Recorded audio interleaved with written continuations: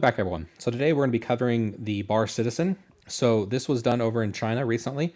I do wish they would do more of these over here in the States. It's been a while since Jared and team and other folks have covered content like this on the state side. Would hopefully they would start doing that again soon. They do kind of mention that they'll be doing this for Fleet Week coming up, but yeah, I think it's been a point of contention for the community as a whole, and the lack of these kinds of question and answer Q&A sessions that they commonly have. Additionally to that, this is over on the Star Jump channel, so I will link to this particular video if you want to watch it in its entirety. However, I also want to note that they're currently doing a charity event until the end of the month where they're raising money for St. Jude.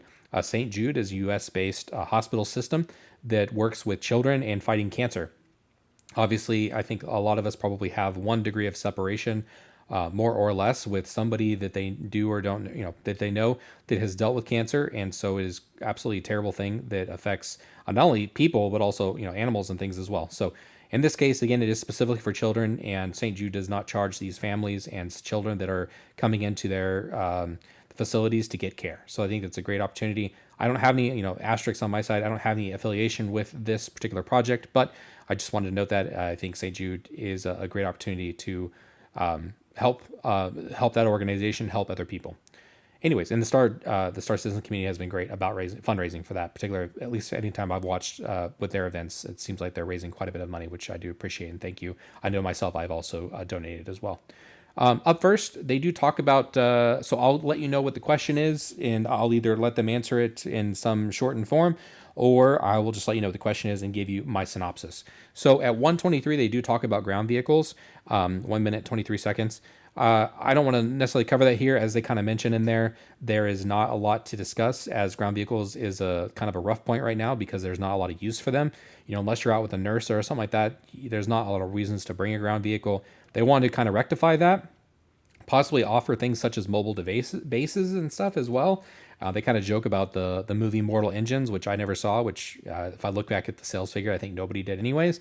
But large vehicles or a large number of vehicles, bringing those to bear for any particular mission or asset. But the things to talk about today, a lot of them don't have any timing associated with them. It is a much more about, again, what they want versus what's actually being worked on or what they have. If there is a time frame, I will mention it. I will mention it. So up next at 4:35, they start talking about living quarters, and so at 4:46 here, they do talk a little bit about the different roles that ships have and how the living quarters might change associated with those roles. Living quarters really depends on the role of the ship. Obviously, some ships don't have living quarters, and that really is a soft gate for how far and long you can use that ship. If you don't have living quarters, eventually food, drink, hygiene, and I guess tiredness sort of become your limiting factors. So if you want a ship to go a long distance, you need living quarters, and then they come in different. Yeah, so just different varieties around talking about living quarters, and then there's kind of the luxury versus military component, or civilian and military components of these living quarters as well. So they haven't really discussed tiredness in a long time, or a sleeping factor. Currently, if you have a bed, it's just for logging out, but future state, they want you to be able to log out anyways. It sounds like, hygiene, food, being able to process food with a food processor, microwave, cooking things of that nature, should have an effect on how far you can go away from a particular area, unless you bring food that doesn't spoil or what. They didn't get into any of that stuff, but the tiredness part does concern me a bit. Obviously, I don't want to sit around for an hour or so watching my character sleep. So hopefully, within one play session, you're not having too many of those tiredness. Hopefully, one instance where you have to lay down, especially within like a 24-hour period. So much like humans, I think that they don't belabor that too much. That's quite a bit of a weak and a sticking point to other games, where if you have to rest, like penalizing players for playing their game is never a good move in an MMO. So historically, that has always been a problem child to MMOs. You never want to hinder people from playing the game. That's just not ever a recipe for success. Additionally, at about 7 minutes, they talk about fighters and the idea that possibly, if you want to drink or eat in your fighter, you can't. But I was going to let you listen to this, but I think in this case, we'll just skip over it. Just as something they want to do, they want to have. It's not something that John and his team discuss. Now, John is the ship or vehicle director, and then Jared here is does the social media presence. So that's the two people we have in this particular video. But John mentions that doesn't have a team currently working on that, but it is something they want to be able to enable at a future point where people that are in their Gladius or something like that they can actually eat or drink. I don't see why you don't just like hook up a drink or some kind of paste to your suit and then kind of munch on that throughout the day as needed. All right, ship weapon types. So they do talk a little bit about ship weapon types and the fact that some of those are coming over from Squadron, but they don't have a lot to give here except for one type. They talk a bit about beam weapons. So I'll let them go ahead and discuss this now. Not for you don't want to see a Gladius flying around with a beam out of its nose, whatever. But for these larger ships, like a Hammerhead and above, the ability to have like beams, it would just be such a cool visual. And that's one of the things I every once in a while I just kind of hope. Is this the year of beam weapons? I think this is the year of beam weapons. Oh, you think this is the year of beam? Yeah. I faked a reaction there. I was aware that it's the year of beam weapons. So I think the beam weapons piece here is a reference to the K-kit on the Idris. I could be misspoken there and could be mistaken. People in the comments will let me know if that's the case. But again, I'm fully sold on the idea that the Idris is coming in a few weeks. I don't know if it's coming. I think we get a time frame. Again, I'm committing to we'll get a time frame. I can't commit to anything. I don't work for CIG. But I am sold on the idea we'll at least get some sort of time frame around the Idris, whether it actually comes out in a few weeks or if they'll say, hey, it'll be out for IAE, something of that nature. I think we'll get it in the next few weeks. But if we don't get it, I think we get some firm time period on the Idris at this point. And I think that beam weapon piece is associated with it, the K-kit and its beam weapon associated with it. Again, they're referencing the fact that it goes to a large ship. It is a beam weapon. It's not something that's currently in the game. You do the math. Ballistic weapons. They do talk about ballistic weapons at... so the original question was at 747 for weapon types. If you want to take a look at that, 9 minutes is when they discuss the beam weapon piece there. At 10 minutes and 10 seconds, they do talk about magazines. So there is they do want to have magazines that could be loaded on the fly for ballistic weapons. So you would be something you would get out, load a magazine, and then be back up and running again. If you're on a Gladius or something like that, or some other kind of small fighter that has ballistic weapons, you would be able to reload them instead of having to go to a different station. On top of that, though, they do talk a bit about something like the Hammerhead. So I'll let him go ahead and more automated type of way of loading those up. Essentially an internal reloading mechanism, and that will take the format of, there will be a designated area in the ship, which should hopefully be near the cargo supply. And it's similar to how base building will work in that you'll be taking your resources, in this case, boxes of ammo, feeding it into the machine, which will then put it into the ship's internal storage, and then the ship itself will resupply to the weapons that need it. Yeah, so the idea there is it's almost like the base building, the kind of resource network that'll be added at some point. The idea is you have a box full of ammo or a box full of magazines that can be put in a section of something like the Hammerhead and allow it to use an automated system to resupply out of those same materials until you run out of materials. So keeping the bullets flowing when you have bullets, which is a pretty cool interesting idea there. Additionally, they talk a little bit about remotes, using the Mobi Glass as a remote, more or less. So I'll actually let them go ahead and talk about that now. Interface include remote control of doors, elevators, and cargo ramps. So we've been talking about that for years. Desperately want this to be a thing, pushing on it internally. Again, it's not directly in my wheelhouse, so it's subject to other teams' schedules and direction, but yes. Yeah, so they're not really working on major features right now. So again, not something we'll see anytime soon, but they do want to have the ability to use your Mobi Glass to lock, unlock, open and close, remote control doors, elevators, cargo rooms, things of that nature. So again, a big want, but something that they have not been able to do thus far. Weapon hardpoints. So they talk a little bit about weapon hardpoints and the thought that possibly these weapon hardpoints, people were asking, could you have fuel pods or EM pods? I think about the EM pods. I think about the Hornet Growler that the United States Navy has that allow for electronic warfare.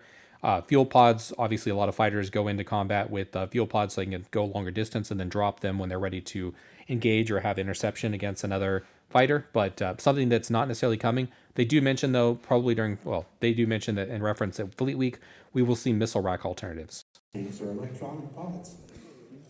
That is something, not those two specific things in particular, but again, not to give too much away, but in the very near future, we're going to start experimenting with some alternative options for what missile wrecks can carry. Right. Yeah, you're of course talking about Invictus launcher. Yes. Yeah. So you'll see a couple new items that you can swap out both on the exterior strips, on the points and interior. Yeah. Some component upgrades and stuff. So.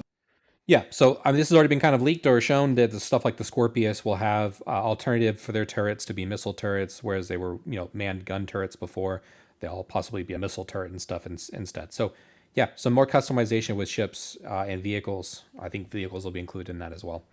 Marine dropships. So they do kind of talk a little bit about the fact that currently they need to rework some of the aspects of dropships and largely the G-force factors, right? So currently, if you're not in a ship or you're in a ship and you're not in a seat, there's not really any negative. There's ragdoll effects associated with that, but it's not generally going to kill you unless it's a bug. Like some people fall through ships and whatnot, but that's not really the intent. The intent, though, is for there to be G-force effects upon you.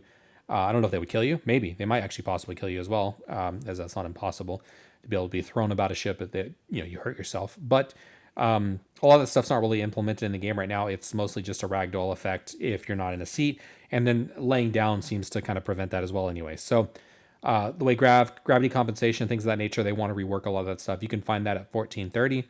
Here at 1554, though, they do talk about having tankier dropships. But the counter to that is we want to make dropships be more utilised. At the moment, they're probably not tanky enough to they don't have enough health to survive the drop-in versus other ships, so we've got to bump that up to get people using them. Dropships are literally the living manifestation of.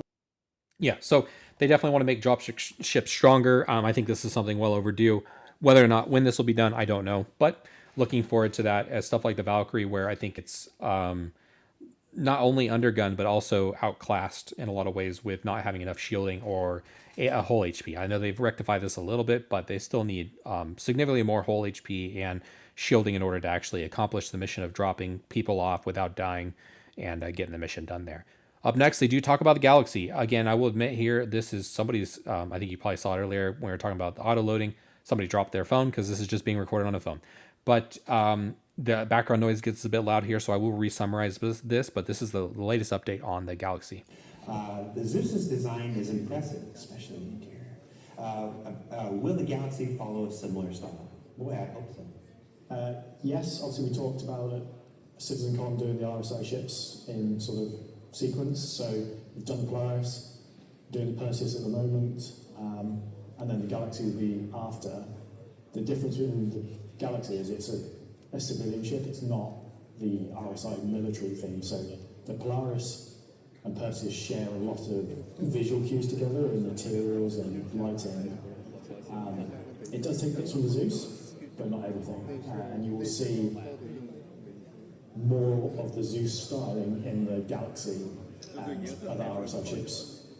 Yeah, so I mean, I won't. So at 1619, feel free to take a look at that. Again, the background noise is going to get really loud there. So Zeus styling on the inside. So again, because it's not really a military ship, the Galaxy, that'll have more Zeus styling than having something like the Perseus or the Polaris assets. So not that it won't have those at all, but just the idea is that if you're looking to the Galaxy, if you want an idea of what it'll look like inside, look to the Zeus.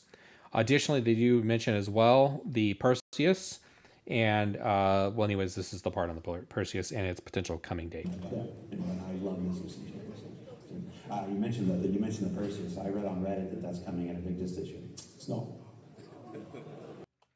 Yeah, so no Invictus this Fleet Week. The leak so far is that Perseus will be coming at IAE. It'll be flyable then, so the end of the year here. Also, the main turret's been replaced with 2 size 8s, so it'll have 2 of those. It should be one at the bottom, one on the top.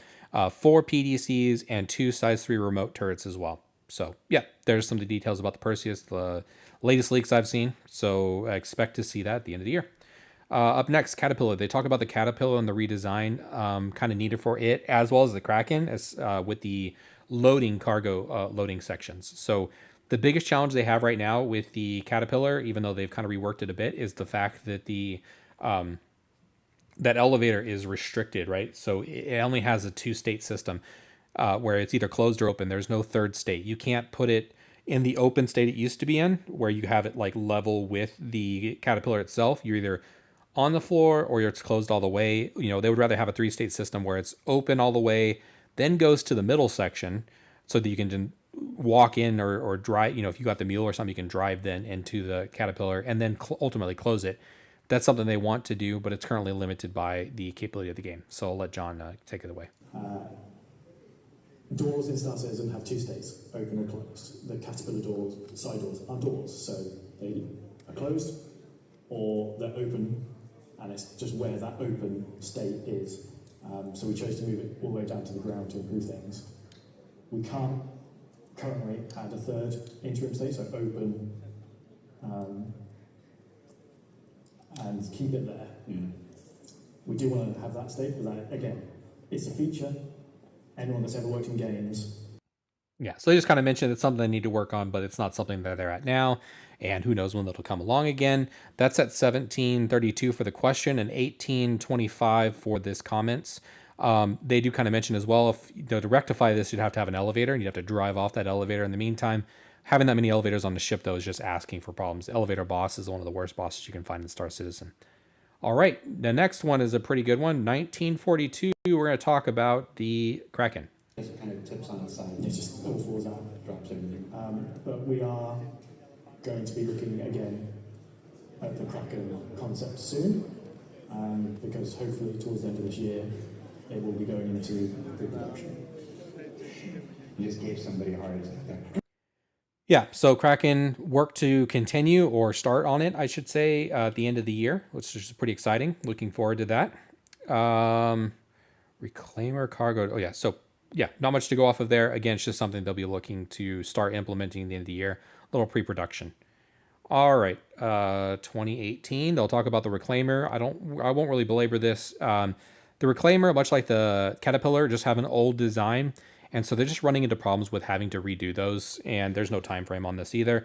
The Reclaimer does need to be reworked a bit, not necessarily redesigned on the interior, but at least reworked on how it works and how it's implemented. So that's something they kind of mentioned that they want to do that. It's just going to take some pretty significant work because it's significantly different how those ships were created. And when they were created, they mentioned the Hull C as well had the similar problem where when they started it, it was differently put together and its design and things of that nature, and just in generally how they were doing ships back then. And then when they brought it back up to start finishing it for the game release, and they found that there were 2 completely different designs. They had to kind of meet in the middle and bring they didn't really meet in the middle. They had to bring the original work up to scuff, and then so they can actually put it all together and get it into the game. So same thing with the Reclaimer here. It's not meant to have a Mark II, but and the Caterpillar, things of that nature that were created some time ago, need some significant reworking to actually get them up to scuff. All right, at 2244, they're going to talk a little bit about Mark II systems or Mark II ships. So I'll let them go on about that a bit. I do want to mention I really heavily dislike the idea of Mark IIs. I get it. I'm not. I was never going to be a buyer of a Mark I Hornet. And that's the only Mark I and Mark II series that we have currently in the game. I was only going to ever purchase the Mark IIs, but the idea that somebody who bought a Mark I has a ship that is borderline useless or significantly hampered because there's a newer version that's more expensive, I think I'm not a big fan of that. So I would rather see variants to ships much more than stuff like Mark IIs. Anyways, let's let them get into it. Start seeing Mark IIs and stuff like the Hornets and stuff like this. And I imagine some ships will probably just get a Mark II and whatnot. Other ships, like the Reclaimer, the Caterpillar, need some more TLC, need some more time going back and fixing those things. Yeah, the question that is starting to pop up more and more is what necessitates or drives the reason for a Mark II versus just update the existing one. And really that comes down to, we can do a Mark II for something that functions, and we just want to sort of deprecate the visual style of it. The Hornets, for example, there's nothing wrong with the Mark I Hornets. We just wanted to have the cooler Mark II Hornets visually out there. But for things like the Reclaimer,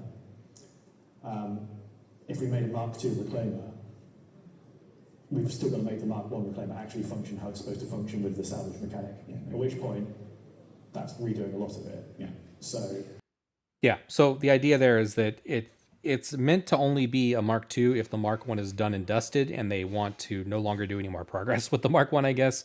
That's a rough spot, I think, again, as riding a fine line, as the whole game is not done and dusted, so they need to continue to balance ships. The first thing that comes to mind is stuff like the Freelancer. The Freelancer is totally out of the meta, totally borderline useless ship. I mean, you're in it just because you want to be in it. I feel bad for those that are still not feel bad for those using it, but there's people that want to see that ship not necessarily just usable but thrive, and it's in such a rough state. I think as far as from the outside looking in, it's in a rough state, and it could use a lot of updating. So people say the same thing about the Vanguard series as well, where there's just some funky stuff going on with these older ships that could use pretty significant redesigns. And the idea of just saying, "Oh, that ship is done," and just bring up a new Mark II, I think that's a rough proposition. All right, modularity. They do talk about modularity at 2403. To go along with that, if you want to take a look at that, feel free to. They do mention there's a laws kind of on the books around, and I don't know if they're locally where those laws come from, but there is an issue where if you want to, pledge or sell things to the community, you need to wait X amount of time to give kind of exclusivity to those people, or have people get access to those pledges before other people get it, I guess. So I don't know. They mentioned there's some X time frame. They don't have said time frame available, but they mentioned there's X time frame associated with these pledges, and at that point, after that time frame is passed, whatever X time is, whether it be 1, 2, 3 months. In this case, typically speaking, when a pledge comes out, such as the Star Lancer TAC that'll be released soon, usually it's two patch cycles before they release it to the public in game. So kind of that same line of thinking. Anyways, that being said, I did find it interesting that John or Jared did not know that the Retaliator, because Retaliator is currently the only ship with modules in game, their modules already in the game. So that surprised me quite a bit. I will give a bit of leeway here, given that they're only sold at one station and there's only a couple modules, because a lot of modularity is not done yet on the Retaliator. They just have the torpedoes in the cargo section. Obviously, there's drop seats, and I think there's like a kitchen and like living quarters that are supposed to be brought in possibly as well. I don't know all the different Retaliator modules. I just find it odd that they didn't have, that this kind of tripped them up. But here it is. I don't know if it's the case right now, but the Retaliator modules, maybe they're not in the in-game shops. Maybe there might be a technical reason why they're not in there. I genuinely don't know, but we can look into it. Because some of those have been around for a long time. Those should have passed the date requirements. Yeah, I mean, it is what it is.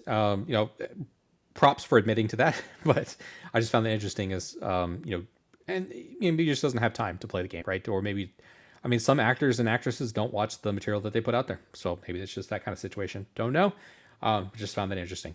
Maelstrom. They do talk about Maelstrom up next at the same 26 minute, 13 second, 12 second mile marker here, right? So we're mostly through here. They talk about Maelstrom, which is kind of a destruction. There's quite a bit going on with that associated with are they bringing the Maelstrom stuff into the PTU? Really the question, or the PU, mostly talking about stuff like hull damage and damage mechanics. Later on, they'll talk about ship weights and stuff as well, which Maelstrom has some stuff associated with that and calculating how that works with the verse. So we'll kind of put these two questions together. But right now for Maelstrom, currently 70% of Squadron 42 ships have it. The Maelstrom mechanics set up for them. Additionally, if you want to go back and look at some of the Maelstrom destruction stuff, you can go back and watch the demo from last year's Squadron 42 video. Supposedly every ship in there has it associated with it. And so if you want to see some of those effects, you can take a look at that. It's still being worked, and some ships need it in the PU side. So obviously quite a bit of work will have to go into when they want to bring it into the PU. Associated with that, again, is the ship weights. They kind of mentioned that currently ship weights is based off of the material or the parts associated with a particular ship. And along with that is weights that are kind of poorly, crudely, or roughly put together based on those values. And so that's where a lot of the bugs can come from, because those calculations are a bit rough. And so those where the challenges could arise. That being said, they want ultimately to get all of that stuff squared away with Maelstrom as well, so that all these materials have appropriate values and are working in a much better, more feature complete state. Along with that, they kind of mentioned flight penalties and load balancing. So, right, so when you're something like a raft, or you're any kind of cargo ship, when you're carrying around a bunch of gold versus carrying on maybe hydrogen, things of that nature that are much smaller on the scale as far as per atom. you want to see a different weight feel when you're flying your ship. So pretty interesting there. That starts at 2836 if you want to watch the thing about weight. And in ships, this is where the marker is around the Maelstrom ship damage. 3320, they start talking about the Polaris and just kind of the tweaks that are going on with that. And just generally, they're going to talk about using capital ships in the verse in general. They also do mention, so, they mention the speed and the recent nerfs to the fast, quote unquote, Polaris. They just kind of were mentioning compared to other ships, it's meant to be fast, but, compared to something like the Gladius, it's not meant to be fast. So if you're in a Gladius and you're trying to, street race a Polaris, you're going to win in the Gladius hands down. It's just capital ship to capital ship. But again, it's hard to reference that because they mentioned the 890 is the only other one there. That one's probably supposed to be pretty fast as well.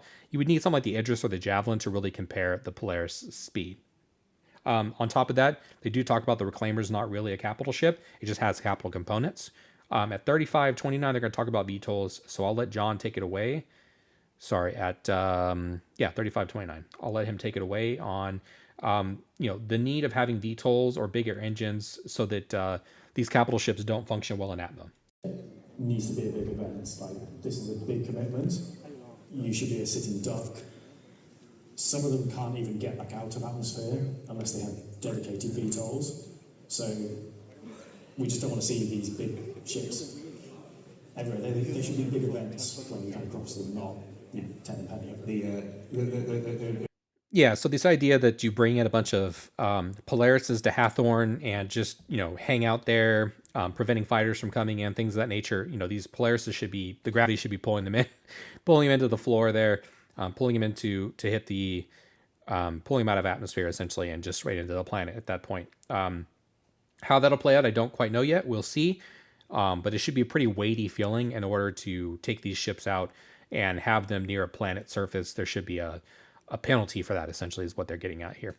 So we'll see how that gets implemented. If you haven't been a part of Hathorn, know that people will just torp those mining facilities down in the hole there, and that just destroys everything. So a lot of people will bring their Polarises around, and it just kind of kills the event there, or the event doesn't have that kind of balance in mind as far as having the Polarises located in and around Hathorn.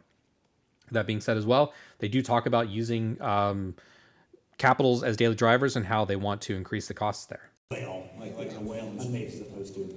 I think there's other levers we're going to start pulling as well on them in terms of like fuel and insurance timers, because they are big events. Like, if you're bringing one out, sure, you can use it as your daily driver. There will be downsides and consequences to that if you don't protect it. And of course, yeah, so they want to have it be a meaningful decision to take capital out. It needs to be a big deal. You need to not just be like, oh, well, my capital died, I'll just go get my, well, maybe you can get another one because you bought more than one, but the idea there is that it should be a meaningful choice to bring a capital out because it should be expensive. Claim timers being long, fuel costs being high, all maintenance costs being high, because again, it is a capital ship and it should feel like a weighty decision to take that out and take it about upon the verse. They do talk about ship balancing next at 37 to 31. I won't really belabor that. They're just going to talk about the constant needing of balancing. They're looking to bring online jerk and control services. So those will require quite a bit of balancing as well once those come online. So there's always room for balancing. I just want to kind of note too, they talk about heavy fighters essentially as the kind of example here, where they recently reworked quite a few of the heavy fighters, and they just want to make sure it's not every heavy fighter should fly the same way. So if you're looking at like the Hurricane and the F8, you wouldn't want them to fly the same, but you want them to have the same kind of feel more or less, but one might be faster than the other. So anyways, feel free to take a look at that if you'd like. Finally, though, they will talk, before I cut away here and talk about some of the other stuff that came out of here. The last real thing that they cover in the video, though, is going to be an upcoming ship. Ships that are coming this year. Well, we've got a lot of good information here. I want something that folks aren't expecting. Can you tell me, just name for me, one ship that's coming this year that folks might not know about? So go for the RSI Meteor. The RSI Meteor. What is that? What is it? Just it punches above its weight. Get another drink in. Yeah, so they talk about the Meteor here, RSI Meteor.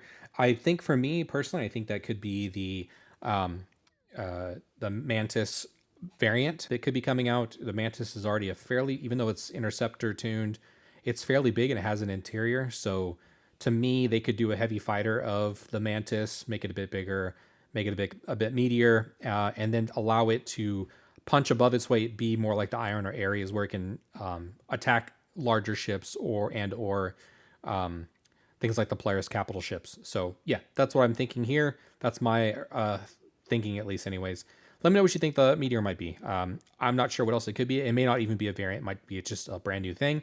Could be a light fighter that punches up towards heavier fighters, which wouldn't quite make sense to me because then it would just punch light fighters alternatively hard as well. So that's about it. If that's all you wanted to watch, the more or less thing, these are somewhat confirmed things that are coming out of China here with the Bar Citizen. I do want to cover a few things that were also noted from the event, but these are to be taken with a grain of salt as they're not really confirmed and they're obviously not covered in video form. So if you want to hang out for those, let's get into them. If you don't, thanks for checking out the video, but let's get on with it. Doors will be strengthened to make that harder to breach, right? So the intent here is to make it harder for people to board your own ship, or board, you can board your own ship, that's fine. People to board your ship or pirate your ship, they want to make it more challenging. Mission designs exclusively for capital ships. This is kind of not that surprising to me because if you look at something like Gilly Mission 8, you actually need to more or less bring a capital ship with you or a lot of friends in order to complete that mission because you're going to be fighting another capital ship. So I think this is already somewhat being implemented now. Again, loosely.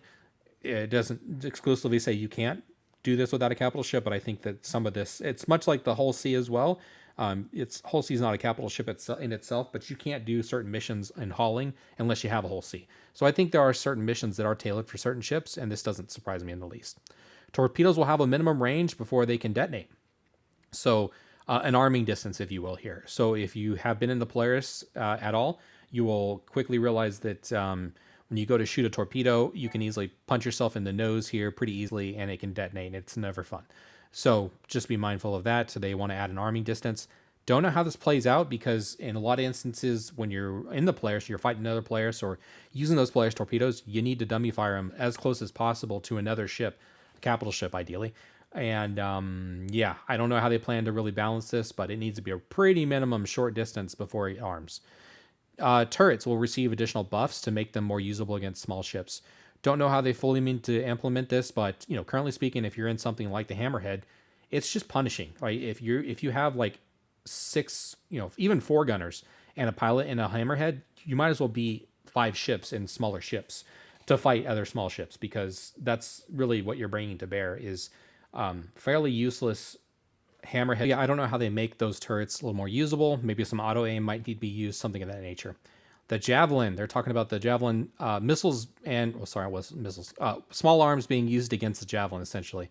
So any size 5 weapons and below are going to have almost no damage. So size 5 will be normal damage, is the intention here. And size 4 and below will be greatly reduced to the point where it'll almost be impossible to actually do any damage to the Javelin. They're also looking to do something similar with shields, where shields will continue to regenerate if they're being attacked by a small fighter, right? So if you're along with your little 2 size 1 weapons on a C8, don't expect that to keep the shielding down on a capital ship, as it will continue to regenerate. It needs something more meaty and something more powerful to actually keep the shields down and to do some degradation to the shields. Same thing with the hull itself. Once you get access to the hull and you've shot the shields down, you need to have a big enough weapon to actually get through and do some serious damage. They do mention the Javelin specifically for this, but I do believe, at least with the shielding, that's capital across the board, but the Javelin piece, there is some possibility that they may start doing that with other capital ships as well, as far as the hull damage and needing bigger guns. Flak, they do mention that there's an autonomous, similar to PDCs, that they want to bring Flak out. Flak is old World War II technology that allowed for like proximity type explosion of ammunition towards aircraft to do some damage to that craft once it gets in proximity again to that. I would imagine the shields would need to be down in order for that to be effective. So maybe the PDCs are on initially, then maybe you'll turn the flaks on to actually be able to help destroy the ships once the shields are down when you have small fighters. After the avionic blades, they want to start bringing in AI blades. Looking forward to that. I don't know if that means that, middle of the year here, we're getting avionic blades. maybe at the end of the year, they either bring out the rest, or maybe at the end of the year, we start seeing AI blades. So that would be pretty exciting. Javelin will not get access to an enclosed hangar to park it in. So it's not even, I think, meant to go on the ground. So no major surprise here from my perspective.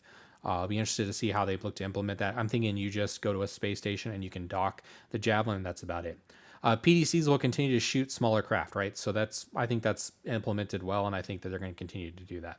In the future, crimes will eventually result in UEE retaliation. So even upwards of stuff like the Javelin, they want to have, I think, kind of like Eve, where if you have a crime stat 4 or 5, then the UEE is actively pursuing you, not just other players. Apollo's in active development. No surprise there, as the monthly update has said just as much.